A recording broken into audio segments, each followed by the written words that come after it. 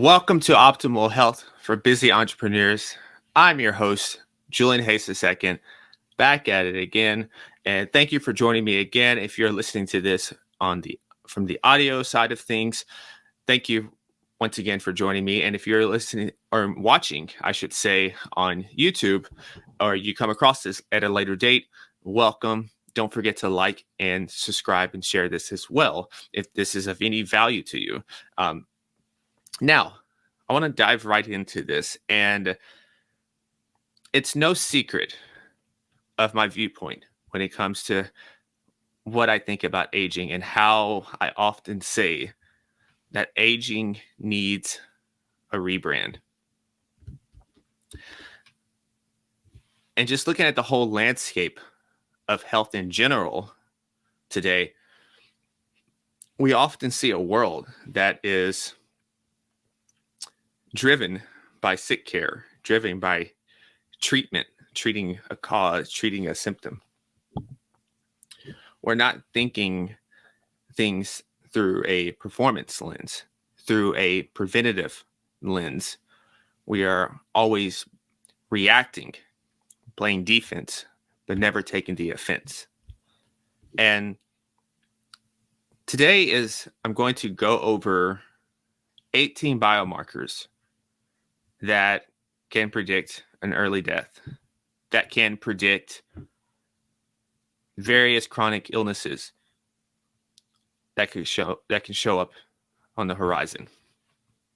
And this study is the Dunedin study, and I always have trouble saying that word for some reason.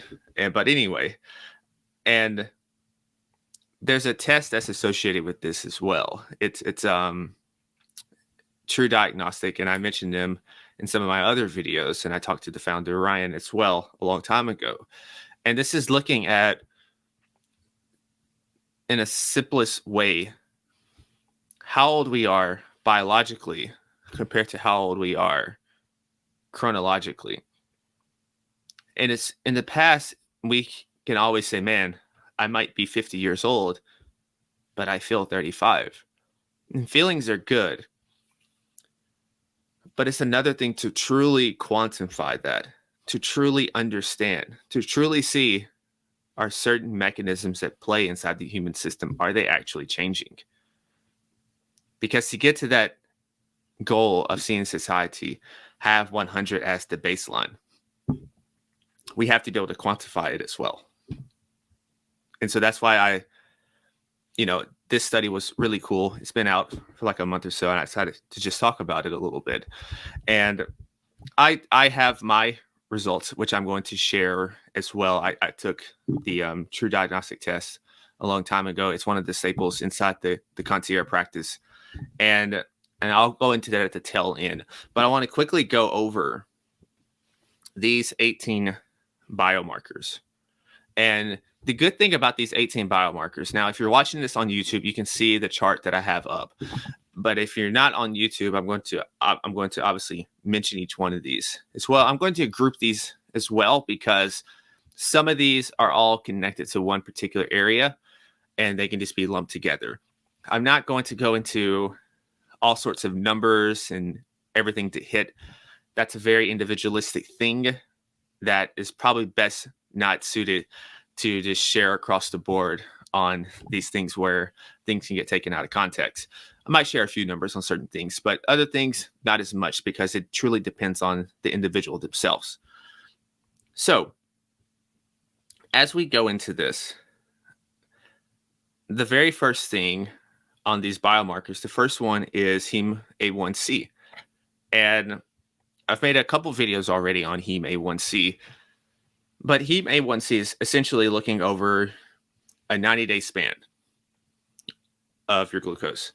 And it's a key biomarker that needs to be tagged along with fasting glucose and fasting insulin to have that trifecta when we're looking at blood sugar. But in this regard here, it's just Heme A1C. And lower than a 5.5 is great. I think I mentioned in a recent video, 5.3 and below is optimal. But 5.5, I can't say that. That's below that is fantastic. And so as we go down the list here, there's cardiorespiratory fitness, and you can also throw in FEV here as well. And this is our ability to take in oxygen. This is our ability to expand the lungs. This is our aerobic fitness. And this is one of the reasons why I think a lot of times now that cardiorespiratory fitness is slept on. It's overlooked because there's a propensity, there's a tendency for people to just look at the aesthetics, to just look at someone and just focus on how they look. And maybe the cardiorespiratory, maybe the walking, saunas, running, rowing, jogging, that stuff is not necessarily the most ideal when it comes to body composition. Lifting weights is fantastic for that. But this is a complete puzzle. We're not just trying to look good, we're trying to feel good. And most importantly, we're increasing the health span, lifespan, and the wealth span. So you have to include all of these pieces here. And so cardiorespiratory fitness is a key parameter in that. And so simply to work on this, working on getting your heart rate up. So it's the walking, it's the sauna, it's the running, it's the rowing. And as we go down the list here, we can go ahead and include waist to hip ratio, BMI, and the mean arterial pressure. And a lot of these things here are associated with body composition. I'm sorry, mean arterial pressure, to start out with a previous one I said, but the BMI and the waist hip ratio, that's body composition. And a lot of meatheads, and I was one of those people years ago as well, who just kind of disregarded BMI, because if I took my BMI, I would be considered overweight, maybe even severely overweight, I believe. I don't think I would be in the obese category, but I would be overweight. And that's because I have a considerable amount of muscle on myself compared to my height and compared to my weight. Now, the typical person that's walking about the streets, that's going about things, the BMI is probably still pretty useful for that person, because I don't think they are training per se like an athlete or have a considerable amount of muscle on them compared to their height, their weight. So it's still a pretty decent metric and biomarker for them, because they're not an outlier. So most people are not outliers, and that's okay to not be an outlier. And so that's why BMI is still important on here. And then also waist to hip ratio, that goes without saying that the more this is out of line, the more you probably have a problem with insulin resistance, the more you probably have other potential issues that are on the horizon, the more that you are probably operating within a very highly inflamed body.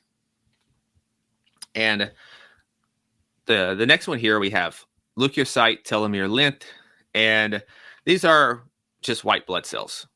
These are white blood cells. In this portion, when you hear the leukocyte telomere length, white blood cells, telomere length, and telomeres have been around forever. There was a great book years ago that measured this. Telomeres is one of the hallmarks of aging, and as these are like little shoestrings. And so as we go throughout life, and if these things can shorten over time, but there is ways to lengthen these telomeres as well.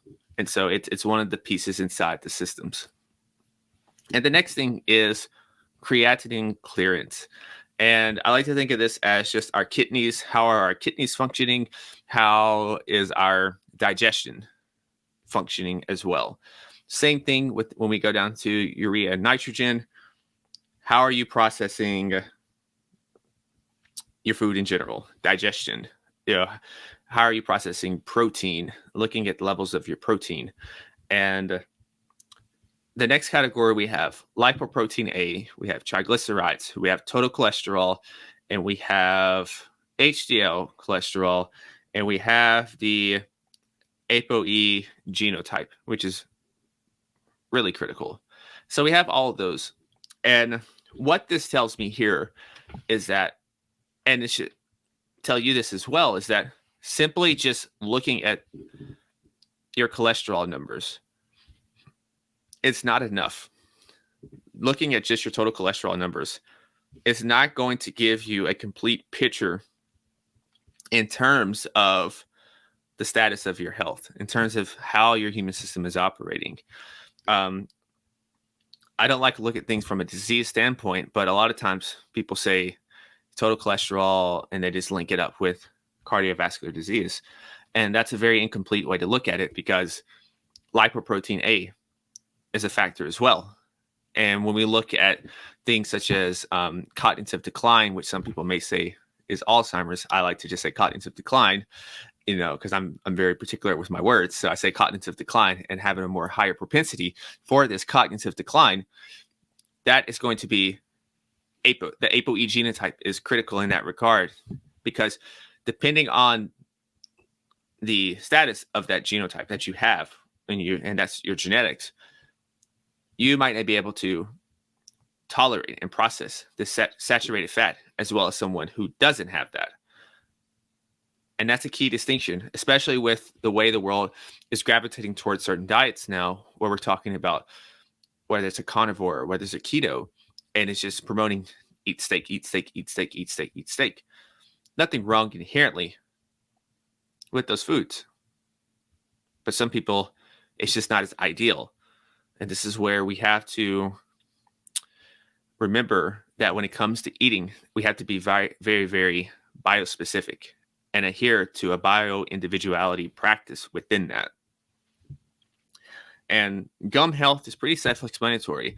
And I think I noticed this with a few relatives, and I came across a random book that a lot of times when you started to have a lot of bleeding in the mouth and in the gums, that was signaling cardiovascular problems as well. And I wouldn't have thought about that, but those things are highly correlated together. And I had a close family member where this is actually true, where they started to have a lot of mouth problems. And lo and behold, they started to have problems with their heart and that whole cardiovascular region. And the next one here is white blood cell count. And I don't remember this off the top of my head, but I want to say that I think a range of 6 to 10 is ideal. I don't think you want it too high, and you definitely don't want it too low. So I think with this one, you just want a nice balance. And I think it's the 6 to 10 range. But as with all of these, go talk to your PCP, go talk to your medical provider. All these things here are very easy to are very easy to go get during your routine checkup. And so there's nothing too fancy about none of the 18 markers here. And the last one here of the 18 is HSCRP. So I think a long time ago, I think people just did the CRP. But what this one is looking at is pretty much a marker of inflammation. It's an inflammation marker. And, a lot of these here, a lot of these really signal inflammation. If you look at down the list, like Heme A1C, there's a lot of inflammation that can be associated with that if that's out of order. If you have excess body fat, your body's pretty inflamed. So a lot of these are dealing with inflammation. Same with the gums, inflammation. But with this marker here, below 1 would be ideal when you're looking at the HSCRP here. And so we have this 18 markers, and I'm going to switch over now to my pace of aging. This is the last thing I wanted to talk about today. So that was the Dundee pace, and what that did was they had thousands of adults in their 30s to 40s, and it studied them, and so now this is actually my pace of aging. And so I know those listening on the podcast cannot see this, but I'll just talk a little bit through. And so when you're getting your biological age test, you're going to get back a bunch of different things. You'll get the age of your immune system. You'll get your extrinsic age, intrinsic age. You'll get your overall age as well. And then you'll also get your pace of aging. And so here, what this particular one is that I'm showing and that I'm talking about here, this is showing you how many years, how many biological years that you are aging per year at this very precise moment. And so the range of scales goes from 0.6 to 1.4. Anything below 1 should be the goal. Below 1, you're doing fantastic. There's always room to improve, but below 1 is where we want to be. And below 1 is the slow pace of aging.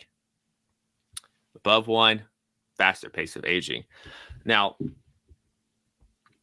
and this is also associated with chronic disease, morbidity, and mortality.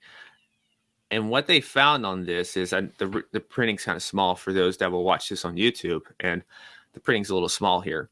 I'm getting better at the technology thing, but I still got to work on this presentation thing. But I'm not a techie at all. But anyway, let me stay on topic.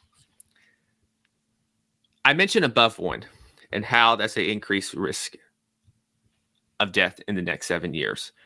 And it's by 56%. Being above 1, 56% increase in the next 7 years of death. 56%. Not an absolute, by no means.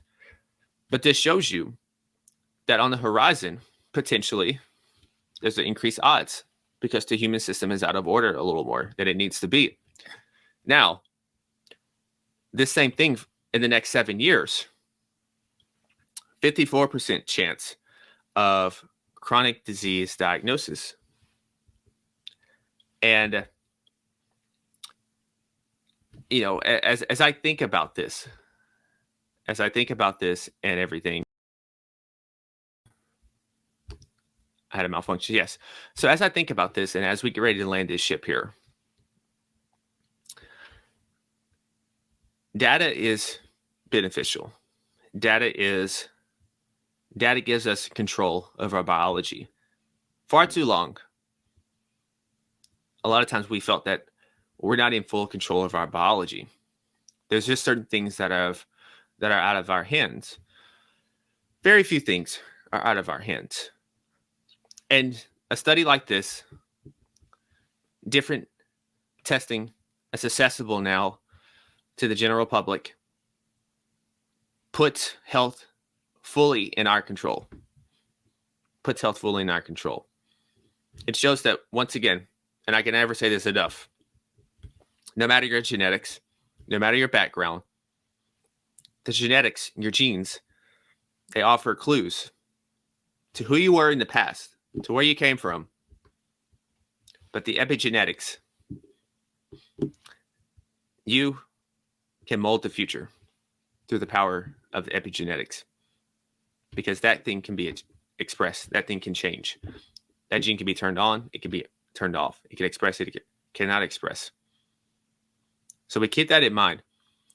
These 18 markers, basic markers, this is nothing super fancy here.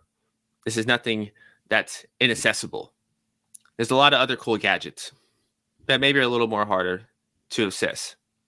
But these things, these 18 markers, these are all basic that you should be able to get with any basic lab testing. And if you cannot get that with any, if you, whatever problem, cannot get assess some of these things, let me know, reach out to me, and I will help you be able to get that.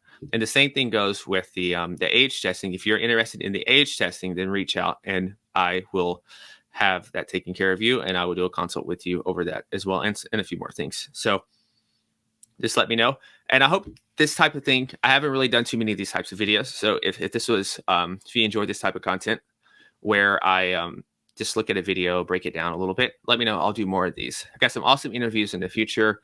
And for everyone out there, stay awesome, be limitless, and as always, never stop upgrading. Peace.